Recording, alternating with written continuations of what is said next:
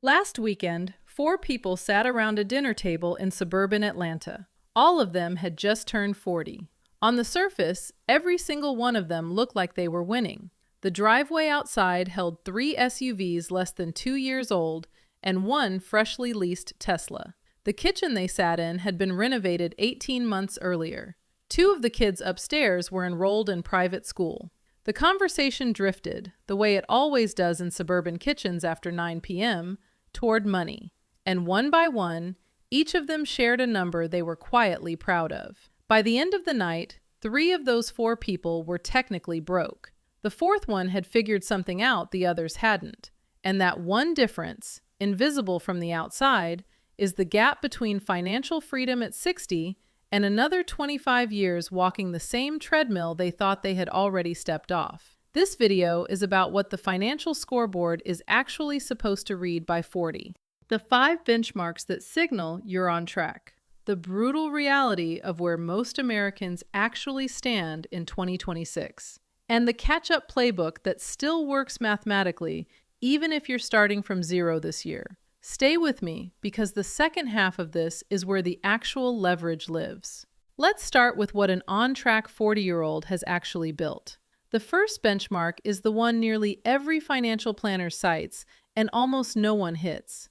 By age 40, the Fidelity Guideline says you should have 3 times your annual salary saved for retirement. The Bureau of Labor Statistics put the median weekly earnings for workers aged 35 to 44 at around $1,385 in late 2025. That works out to roughly $72,000 a year before taxes.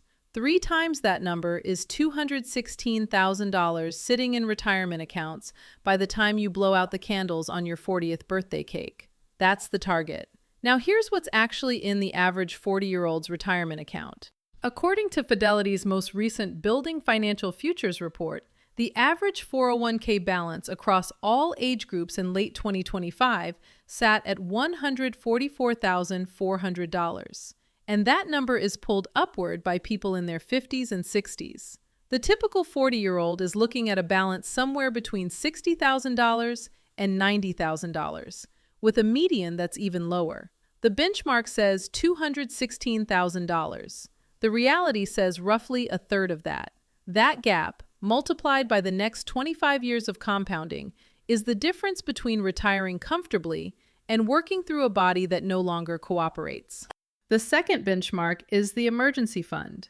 The standard rule says you should have 3 to 6 months of essential expenses sitting in a high-yield savings account that you do not touch. The median American household at 40 spends somewhere around $5,500 a month on essentials: mortgage or rent, utilities, food, insurance, transportation, the basic costs of keeping a household running. 6 months of that is around $33,000.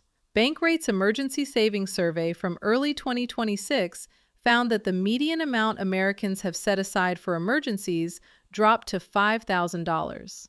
That's down from $10,000 just a year earlier. Most Americans at 40 are one missed paycheck or one transmission failure away from the credit card. The third benchmark is debt. By 40, the financial scoreboard expects your non-mortgage debt to be either fully eliminated or on a fixed payoff timeline. Student loans should be either gone or down to the final stretch. Credit card balances should be at 0, not revolving. Auto loans should be the only consumer debt you're carrying, and even those should be on cars you actually keep until they have 200,000 miles on them. The reality in 2026 is that Americans aged 40 to 49 carry the highest per capita debt of any age group in the country, with an average burden of around $111,000. Some of that is mortgage. A lot of it isn't. The fourth benchmark is your income picture. By 40, you should be in the peak earning decade of your career, with a clear understanding of which skill or asset is producing most of your income and how to protect it. The Bureau of Labor Statistics consistently shows median weekly earnings rising from your mid-30s through your mid-50s, then plateauing or declining. This is your window. The on-track 40-year-old knows exactly which skill is paying the bills, knows how easily it could be replaced, and has already started either deepening that skill, stacking adjacent skills, or building a second income stream that doesn't depend on showing up to the same desk every Monday. The fifth benchmark is a written investment plan you actually follow without checking. By 40, the on-track person doesn't open their brokerage app every morning to see what the market did overnight. They've decided their asset allocation. They've automated their contributions. They know what percentage of their paycheck goes into pre-tax accounts, what goes into a Roth, what goes into a taxable brokerage, and what stays liquid. They don't try to time the market. They don't chase whatever stock the YouTube guru in a leased Lamborghini is hyping that month. They've done the work to remove emotion from the equation, and the result is a system that runs whether they pay attention or not. Those are the 5 benchmarks. 3 times your salary saved, a 6-month emergency fund, debt either eliminated or on a fixed timeline, a peak earning skill you actively protect, a written investment system you automate and ignore. That's what an on-track 40-year-old looks like in 2026. And if you just read those 5 and felt a knot tighten in your stomach because you only have one of them in place, or maybe none of them, here's the part the financial influencer crowd skips. You are not alone, and you are not even in the minority. The median net worth for American households aged 35 to 44 was around $135,000 in the most recent Federal Reserve Survey of Consumer Finances. The average for that same age group, pulled up by a small number of very wealthy households, was around $549,600. The gap between those two numbers tells you everything about how unequal the picture really is. Half of all American households in their late 30s and early 40s have less than $135,000 in total net worth. That includes home equity. That includes retirement accounts. That includes vehicles and savings and every dollar they own minus every dollar they owe. So when you compare yourself to the average, you are comparing yourself to a statistic that's been bent by the top of the distribution. The median is the more honest mirror. And the median tells you that being behind at 40 is not a personal failure. It is the American norm in 2026. But that's not the end of the conversation. That's the beginning. Let's go back to the dinner table for a second. The first person at that table was the executive at a regional bank. Big paycheck, big house, big car payments. He told the group he had just hit $350,000 in his 401k. On paper, that's above the Fidelity benchmark. He's winning. The problem is that he also has a $620,000 mortgage on a home he bought during the 2024 dip, a home equity line of credit he tapped to redo the basement, and 2 car notes totaling $1,400 a month. His net worth, when you actually do the math, is barely above $200,000. He looks rich. He feels rich. He talks like he is rich. He is not rich. He is leveraged. The second person at the table was the rental property investor. She bought a second home in 2022 thinking she would rent it out and watch the cash flow build. She bought at the peak of the market with a 6.8% mortgage. Between the property taxes, insurance, maintenance, vacancy periods, and the management fee, the property bleeds about $400 a month. She tells herself it's building equity. The math says she won't actually break even on the deal for another 9 years. Her primary residence has a 3% mortgage from 2021, which is the only thing keeping her financial picture from looking like the executives. The third person inherited $200,000 from a grandparent in late 2023. He didn't build that money, he received it. And within 24 months, $40,000 of it had gone toward a kitchen renovation, a family vacation to Italy, and a leased Porsche Macan that he describes as an investment in himself. His remaining $160,000 sits in a brokerage account that he checks daily and trades constantly. He's down 8% this year because he sold the dip and missed the recovery. The fourth person is the one nobody at the table was paying attention to. She drives a 6-year-old Honda. Her house is the smallest of the 4. She has never once mentioned the size of her investment accounts. What she had quietly done over the previous 18 years was max out her 401k almost every year, max out a Roth IRA, never carry a credit card balance, and refused to upgrade her car or her house every time her income rose. Her actual net worth, calculated at that dinner table in real time on someone's phone calculator, was just over $890,000. She had quietly built more wealth than the other three combined. And here's what's worth sitting with for a second. From the outside, looking at the cars and the kitchens and the schools, you would have ranked her last. From the inside, looking at the actual scoreboard, she had already won. That gap between how things look and how they actually work is the trap most Americans walk through their 30s straight into their 40s. Income rises, lifestyle expands, the bigger paycheck buys the bigger house, which requires the bigger car, which justifies the bigger vacation, and at no point does any of that actually become wealth. It becomes monthly obligation. Lifestyle creep is the polite term for it. The real name is the treadmill. And the treadmill speeds up every year you stay on it. So if you've just listened to the 5 benchmarks and felt the recognition that something needs to change, the catch-up playbook is the part that matters now. The math is brutal, but it's also forgiving in one specific way. You have, on average, 25 years of working life left when you hit 40. 25 years of compounding at a 7% average annual return doubles your money roughly every 10 years. Which means $1 saved at 40 becomes almost $6 by 65. $1 saved at 50 becomes barely $2. The math punishes you for waiting, but it still rewards you for starting. Today is still the second best day to plant the tree. Here's the actual playbook, starting with the moves that take the least friction and ending with the ones that require the most. Number 1, open or max out a high-yield savings account today. The national average savings account rate in May of 2026 sat at 0.38%. The top high-yield accounts were paying between 4 and 5% APY. On a $20,000 emergency fund, that's the difference between earning $76 a year and earning $800 a year, with the same dollars sitting in the same FDIC-insured banking system. About 4 out of 5 Americans still hold their savings in the regular account at the bank where they got their first checking account at age 18. Moving that money takes about 15 minutes online. The single most efficient hour of financial work most people will do this year is the hour they spend opening a Marcus or an Ally or a SoFi account and transferring their cash. Do it before you finish this video if you haven't. Number 2. Take advantage of the 2026 contribution limits.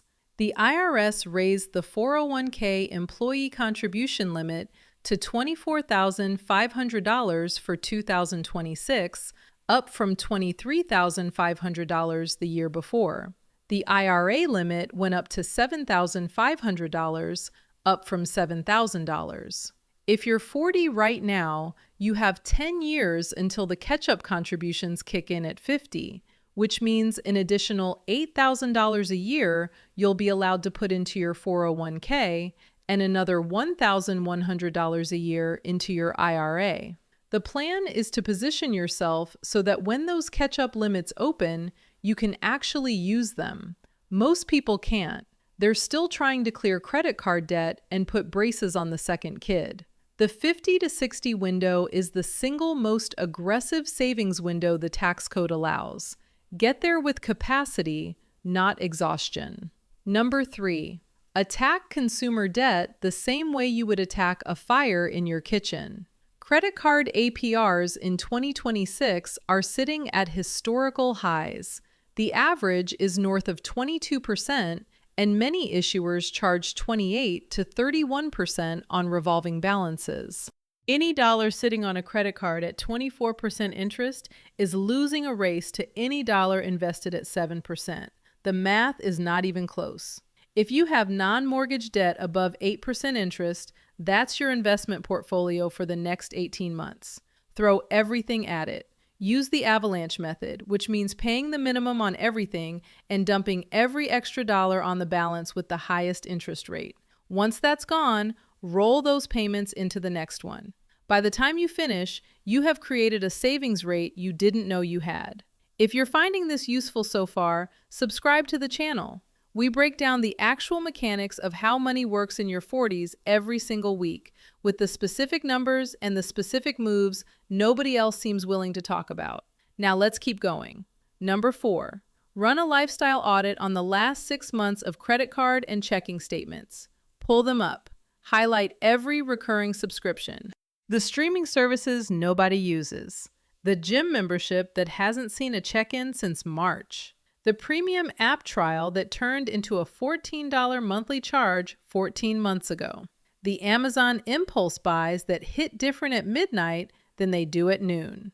The average American household carries between $200 and $400 a month in subscriptions and recurring charges they would not actively choose to pay if asked. That's $2,400 to $4,800 a year. Invested at 7% over 25 years, that one cleanup is worth somewhere between $160,000 and $325,000 by 65. The lifestyle audit is boring. The math is not. Number 5, have an honest conversation about the house. Mortgage rates in 2026 are running around 6.10% on a 30-year fixed, according to Freddie Mac's late January data. Home equity loan rates are sitting around 8.05%. For anyone who locked in a sub 4% mortgage between 2020 and 2022, your house is the single best financial asset you own, and the most important move you can make is to not touch it. Don't refinance unless rates drop dramatically. Don't take out a HELOC for the kitchen remodel. Don't sell to upgrade. For anyone who bought after early 2022 with a rate above 6%, the question is harder. The math may say to refinance when rates drop again. The math may say to make extra principal payments to shave years off the back end. The math may even say, in certain cases, that you bought too much house and selling now is the right move. The honest conversation matters more than the comfortable one. Number 6, audit your insurance. Most Americans in their 40s are either underinsured on term life and disability, overinsured on whole life policies they were sold in their 20s, or carrying car insurance with deductibles set so low that the premium is twice what it needs to be. Pull every policy. Shop them every 2 years. Switch the whole life policy, if you have one, into term plus a Roth IRA, and watch your monthly cost drop while your actual coverage rises. The insurance industry counts on you not doing this. The single afternoon spent on insurance audits has paid for itself in monthly savings for nearly everyone who actually does it. Number 7, increase your income deliberately.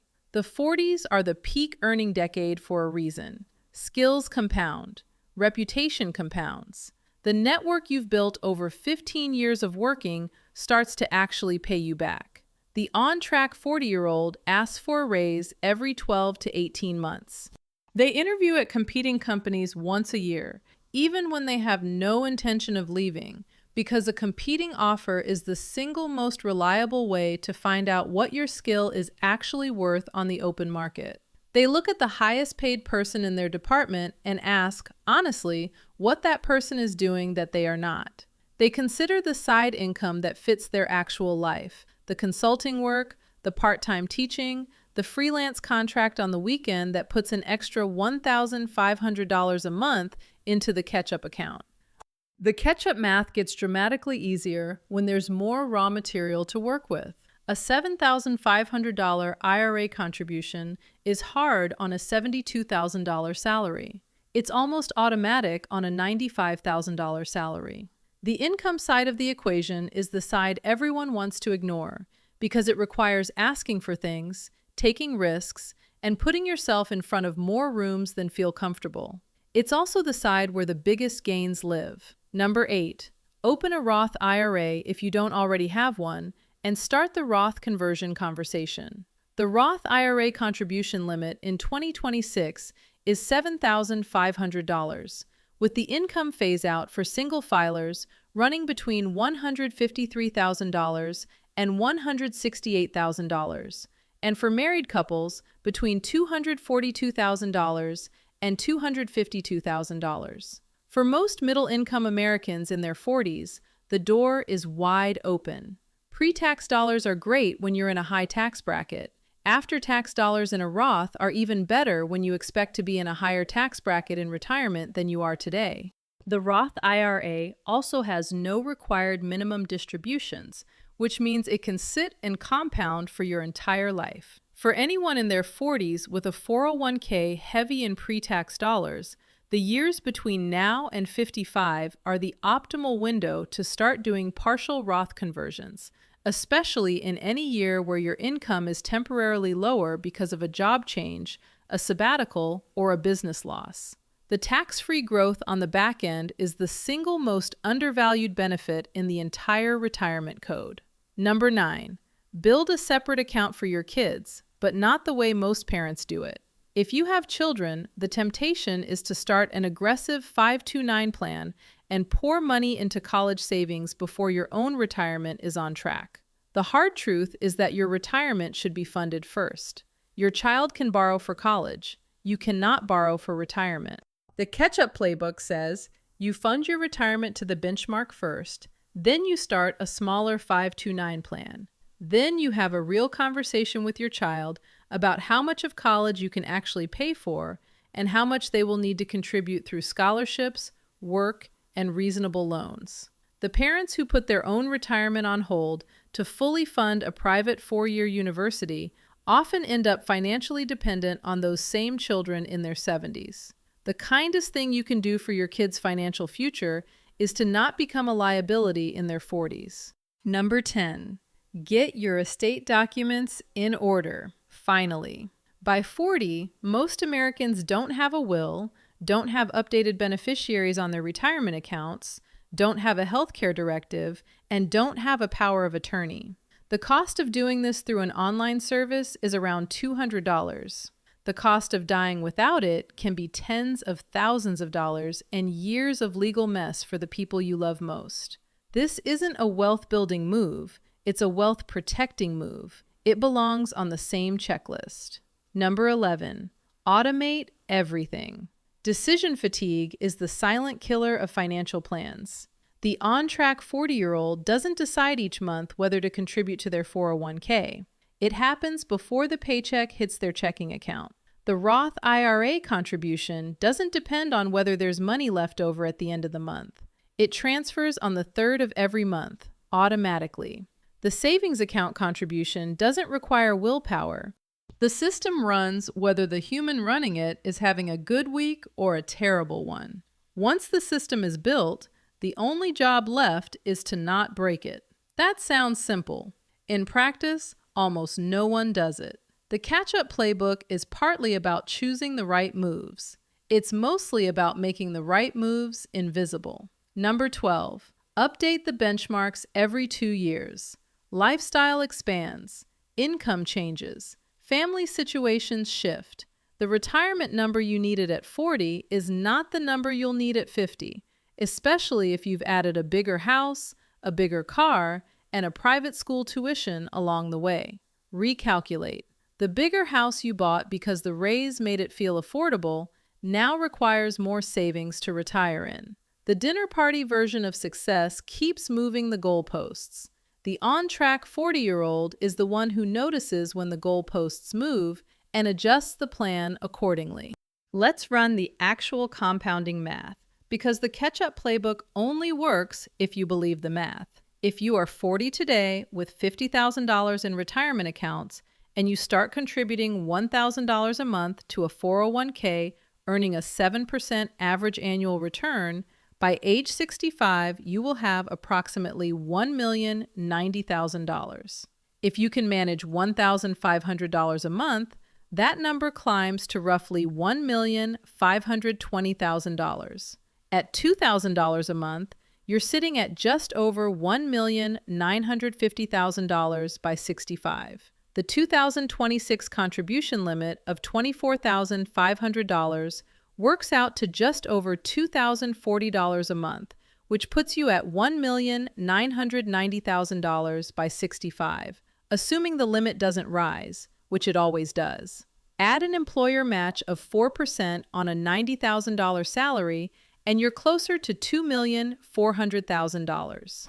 The 25-year horizon from 40 to 65 is still long enough for compounding to do most of the work for you.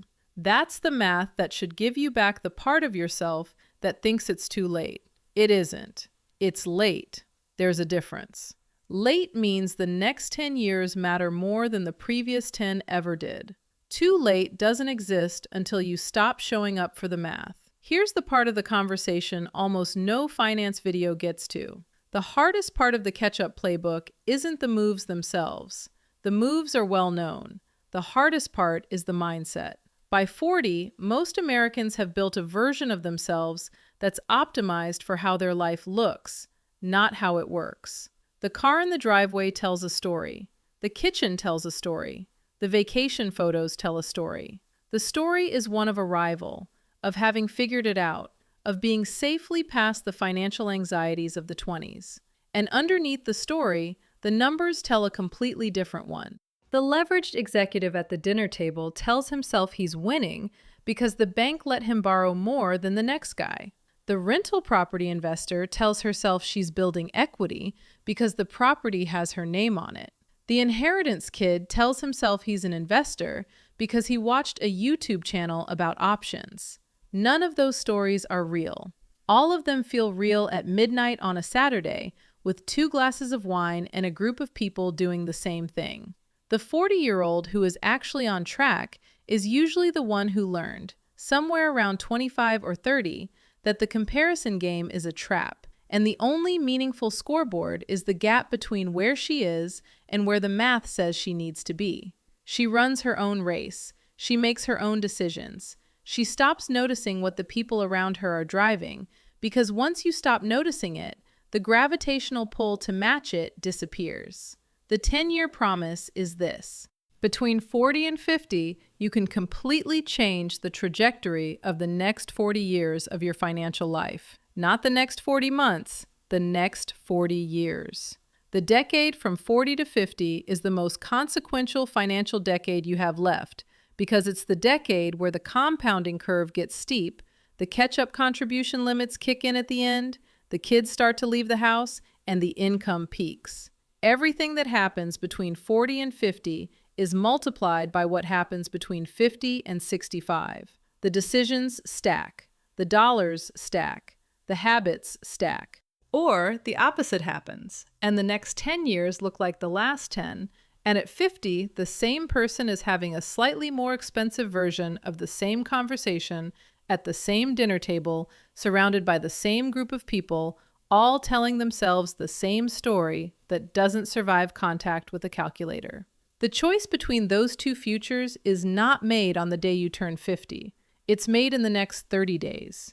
It's made by which of the 12 plays in this catch-up playbook you actually open a tab to act on after this video ends. The high-yield savings account move, the 401k contribution increase, the subscription audit, the honest insurance conversation, the Roth IRA opening, the job interview you weren't planning to take. Let's go back to that dinner table in suburban Atlanta one more time. After the calculator came out and everyone saw the real numbers, there was a long stretch of quiet. The kind of quiet that happens when something nobody wanted to look at is suddenly sitting in the middle of the table. The Honda driving woman didn't gloat. She didn't say much at all. The other 3 started asking her questions. How did she start?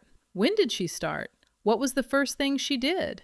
And the answer, in her telling, was almost embarrassing in its simplicity. She learned the basics: compound interest, tax-advantaged accounts, debt mechanics, the difference between an asset and a liability, the way money actually moves through a person's life over 30 or 40 years. She learned the basics at 22, and she has been applying the same 5 or 6 rules for 18 years. And that's the part of this conversation that gets quiet for a reason. The catch-up playbook above only works if the floor underneath it is solid. The 401k max out doesn't help if you don't understand the difference between traditional and Roth contributions. The high-yield savings move doesn't help if you don't understand how interest compounds. The debt avalanche doesn't help if you've never seen the actual math of how a 24% credit card balance grows when you're sleeping. The insurance audit doesn't help If you don't understand what term life actually is and why whole life was sold to you in the first place, the foundation matters more than the moves. The financial literacy fundamentals are the reason the woman at the table had quietly built more wealth than the other three combined. Not because she earned more, not because she inherited more, not because she got lucky on a stock pick. She earned about the same as the other three. She started with about the same as the other three. The difference was that she understood the basics, and then she let 20 years of consistent, simple decisions stack into something that looked, from the inside, like financial freedom. That's why the video pinned at the top of this channel walks through the financial literacy basics from the ground up. Compound interest, tax-advantaged accounts, debt, credit, investing. The actual mechanics, not the surface-level summaries. It's the video almost everyone should have watched at 22 that almost nobody did, and that is genuinely the perfect starting point for any financial journey at any age. The catch-up plays in this video work for the people who already have that foundation. For everyone else, that one is the actual starting line, and watching it first is the difference between patching holes and building a house. The 40-year-old you become depends almost entirely on whether you treat the next decade like the most important financial window of your life or whether you let it look like the last one. The math is forgiving. The clock is not. The dinner table conversations will keep happening, and someday it'll be your turn to either pull out the calculator or quietly hope no one else does. Choose the calculator. The next 10 years will go by exactly as fast as the last 10.